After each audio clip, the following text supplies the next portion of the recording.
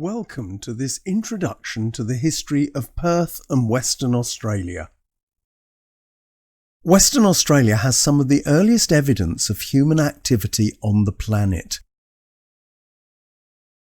In the Pilbara, archaeologists have found evidence of early human habitation in Booty Cave on Barrow Island. Scientific dating shows the cave was first occupied about 51,000 years ago. This makes the cave one of the earliest known locations in the settlement of Australia and the earliest site anywhere near the coast.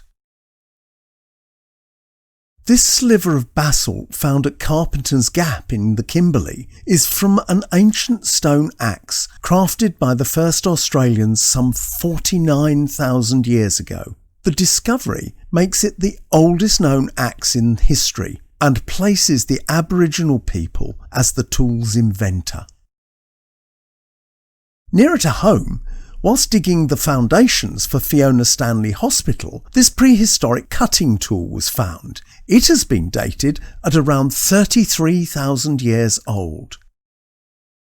Archaeological evidence shows the Whadjuk Noongar people have lived around the area we now call Perth for well over 40,000 years. This shows that we live alongside the oldest continuous culture on the planet.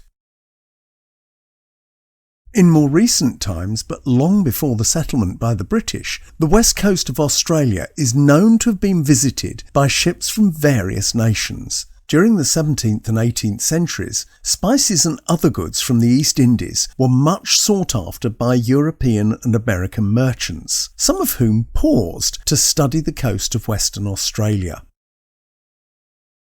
In 1801, French explorer and scientist Nicolas Baudin brought two ships, Geographe and Naturaliste, on an expedition to study the southwest corner of Australia. Travelling northwards from Cape Lewin, Baudin named many of the geographical features of the area, names which are still used to this day. Significant among these were Cape Naturaliste and, just around its tip, the wide expanse of Geographe Bay. Following the Napoleonic War, the 1820s saw French interest in the west coast of Australia rekindled, with many of that country's ships being sighted in the area. This gave cause for concern to the British on the eastern seaboard.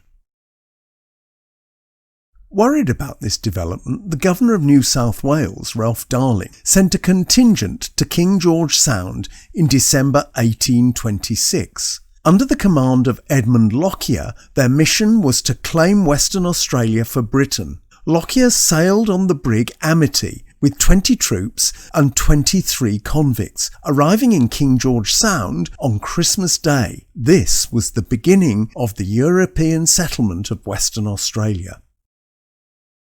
Lockyer named his settlement Frederickstown, but this name never caught on or gained wide acceptance. Instead, the settlement and the surrounding locality were usually referred to as King George Sound. However, in 1832, the settlement was declared a town and renamed Albany.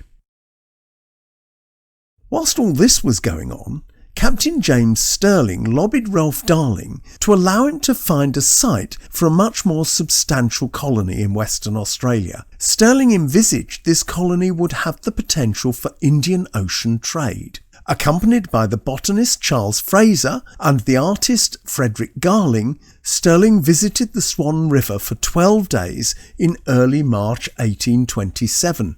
Misled by the tallness of the Jarrah forest and by the exceptionally mild summer, they formed a very exaggerated idea of the fertility of the coastal plain. However, they did not explore the inferior sandy country on either side of the river.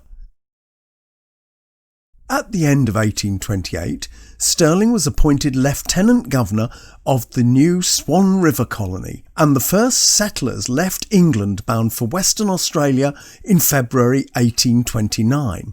It was envisaged from the outset that this colony would be a free society of families.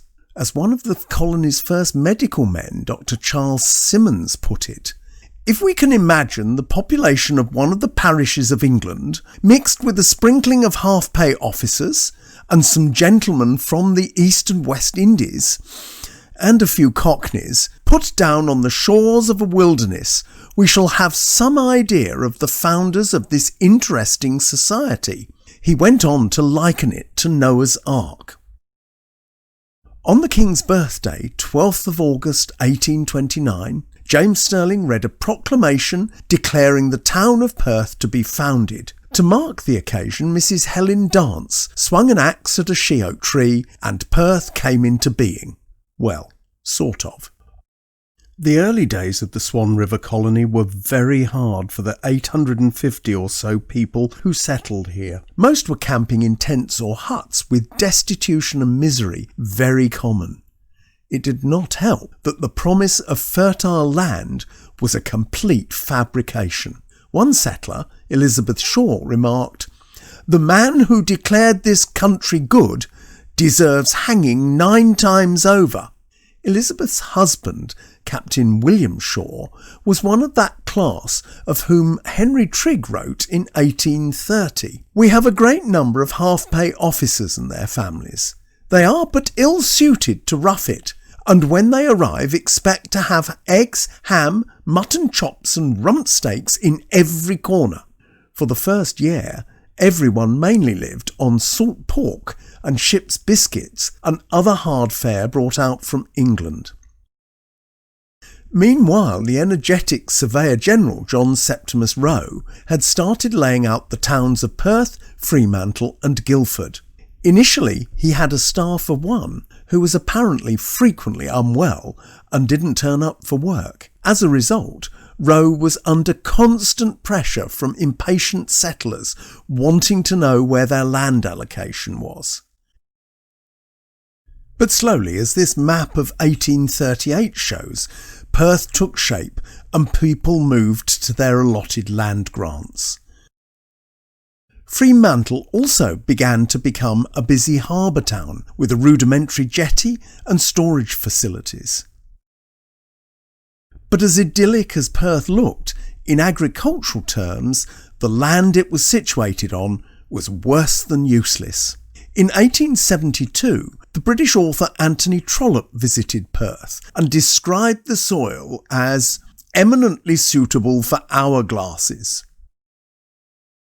To alleviate this problem, Guildford was established contemporaneously with Fremantle and Perth, at a site chosen by Captain James Stirling in 1829. The town was laid out in 1830 as a rural centre to service the Swan Valley agricultural district. To the lifelong resentment of some settlers, the best land around Guildford and the upper Swan Valley was allocated to Stirling, Roe and a few chosen friends and officials.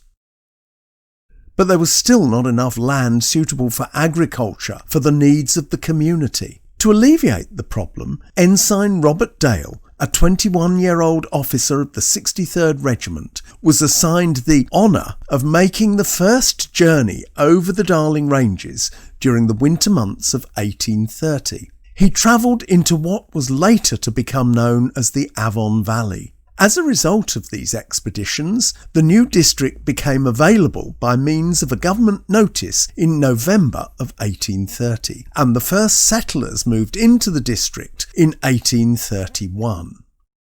By the 1840s, development of the colony as a whole was painfully slow, primarily because of a severe lack of labour. As a result, the lack of infrastructure such as roads was severely hampering economic development.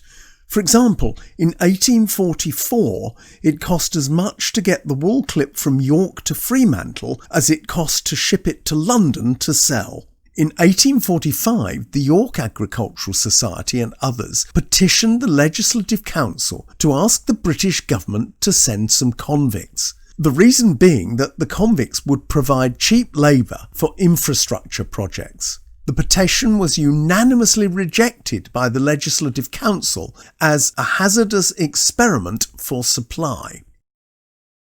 Eventually, persistent lobbying culminated in a public meeting in the old courthouse in February of 1849. After some fairly heated debate, a majority view emerged in support of a proposal which eventually resulted in Governor Fitzgerald requesting the Colonial Office in London to create a regular penal settlement in Western Australia, and in May of 1849 an order in council was passed by the British Parliament to that effect. The first ship carrying convicts arrived at Fremantle on the 1st of June 1850. Unfortunately, the colony was completely unprepared for their arrival. Evidently, the ship carrying this human cargo overtook the ship carrying the dispatch containing news of the event. From 1850 to 1868, nearly 10,000 convicts were transported to Western Australia on 43 convict ship voyages. Thanks to the work that the convicts did, by 1869 the colony could boast 1,100 miles of road, some of them not much more than dirt tracks, 47 major bridges, 79 lesser ones, and many public buildings such as Perth Town Hall and Fremantle Prison.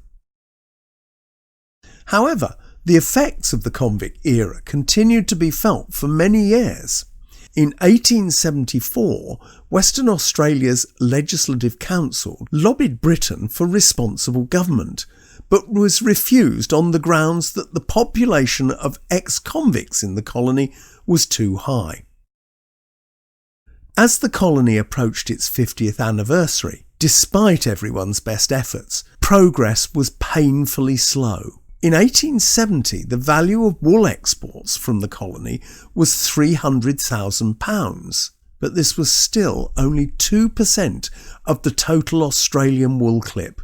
Anthony Trollope wrote of Western Australian farming, "Atrociously bad. Men continue to crop the same ground with the same crops year after year without manuring it, and when weeds come thicker than corn, they simply leave it. Machinery has not been introduced, seed is wasted, and farmers thresh their corn with flails on the roads after the old Irish fashion." Trollope also had something to say about wine, with which he wasn't impressed here in Western Australia. "I will not take it upon myself to say I drank West Australian wine with delight. I took it with awe and trembling, and in very small quantities. But we all know that the art of making wine does not arise in a day." Alfred Hillman wrote in his diary in 1879, "I think seriously of the future, and do not see how we can be anything more than we are at present, progressing so slowly as to be a byword and a reproach amongst all Australian colonies. If the West was to catch up the eastern colonies, it must match them with the discovery of gold. But that's another story."